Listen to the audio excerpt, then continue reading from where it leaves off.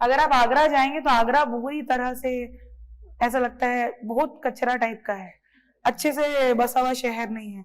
आप मतलब अगर आप ट्रेन वगैरह से जा रहे हैं ना, आपको ऐसा लगेगा कि बहुत बड़ा कीचड़ है, उसमें कमल का फूल खिला हुआ है, ऐसा टाइप का दिखता है। छोटी छोटी छोटी बस्तियां बिल्कुल भी अच्छे से नहीं बनी, यानी Agra is not a developed city. आपके स्काई स्क्रैपर्स मिलेंगे, आपको बड़े होटल्स मिलेंगे, ऐसा कुछ नहीं, नाम का है वो।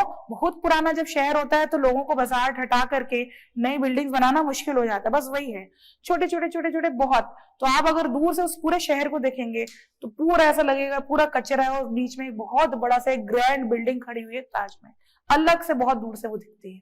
ठीक है, तो बहुत ही बड़ा है पहली बात, तो बिल्कुल कीचड़ में कमल के जैसे दिखता है। एंड इसकी ब्यूटी बहुत ज्यादा अच्छी है, तो खैर देखते ही आप जाओगे तो आप देखते रह जाओगे, ऐसा रहता है।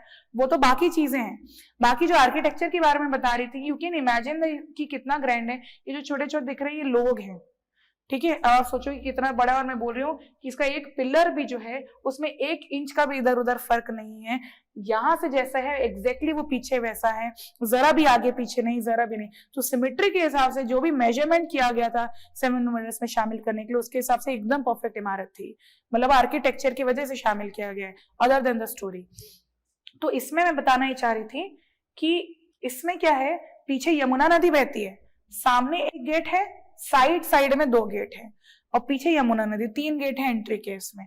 और वो गेट भी काफी दूर है, यानी you have to walk around 1 kilometre to reach the original building. उसके 1 किलोमीटर बाहर एक गेट है, फिर उधर 1 किलोमीटर बाहर, 1 किलोमीटर बाहर, ठीक है। और फिर वो जो गेट्स है ना, गेट्स ऐसे बने हुए हैं, उन गेट्स के ऊपर छोटे छोटे छोटे गुंबद हैं, उन गुंबदों की संख्या है 22, टू इंडिकेट, टू सिग्निफाई कि it took 22 years to construct this building. ठीक है, जो मैं बोल रही हूँ ना कि 22 साल लगे, ठीक है। कब से कब तक बोला था मैंने अभी आपको, हाँ 1631 से 1653, है ना, तो 22 साल लगे। तो इस वजह से हर तीनों गेट पे जैसे 1 साल कंप्लीट हो जाता तो एक गुंबद लगा देते थे, तो 11-11 की रो पे आपको 22-22 गुंबद दिखेंगे, ये चीज को बताने के लिए।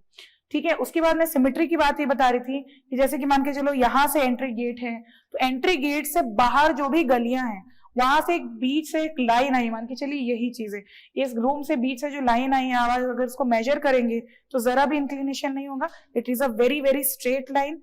उस सीध में अगर आप आओगे तो वो सीध में ही अंदर फाउंटेन्स पड़ते हैं, इसी फाउंटेन की सीध में जाओगे तो अंदर मुमताज महल का मकबरा पड़ता है।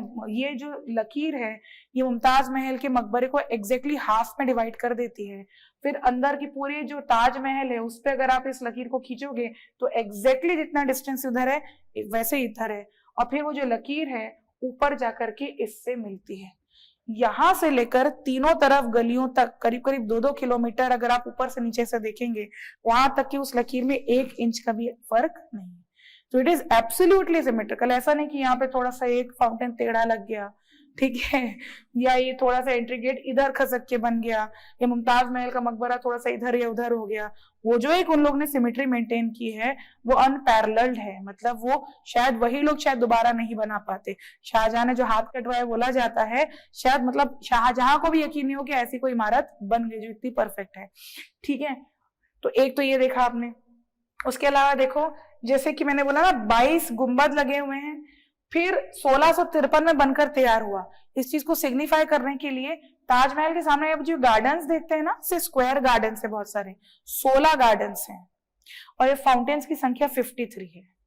ठीक है, सामने जो फाउंटेन्स लगे हैं वो 53 हैं, एंड देयर आर 16 गार्डन्स, तो 1653 को वो सिग्निफाई करता है। ठीक है, और जब आप झुके हुए बात कर रही थी, ये जो 4 पिलर्स हैं, जो मीनार हैं इसकी, वो चारों मीनार को इंटेंशनली 2 डिग्री झुकाया गया है, ओनली 2 डिग्रीज, 2 डिग्री झुकाया गया। ये दोनों 2 डिग्री कितना है समझ रहे हो ना, इतना, ये 1 डिग्री और ये 2 डिग्री, इतनी बड़ी मीनार को इंटेंशनली 2 डिग्री मतलब बहुत हल्का सा झुकाया गया है। ये दोनों मीनारें जो सामने की वो सामने की तरफ झुकी हुई हैं, पीछे की जो मीनारें वो पीछे की तरफ झुकी हुई हैं। उसकी वजह ये थी कि यदि कभी अर्थक्वेक आता है तो ये जो दोनों मीनारें सामने गिरे और पीछे की दोनों मीनारें यमुना नदी पर गिरे, और जो मकबरा है उसको कोई नुकसान ना पहुंचे। तो इतना ज्यादा सोच समझ के परफेक्शन के साथ इसे बनाया गया। ये जितने पिलर्स आप देख रहे हैं, ये सब, ये मीनारें छोटी छोटी और बहुत सारी मीनारें हैं, वो सब मोनोलिथिक है। मोनोलिथिक मतलब एक बड़े, आपको पता है ना मकराना तट से ये मार्बल बनाया।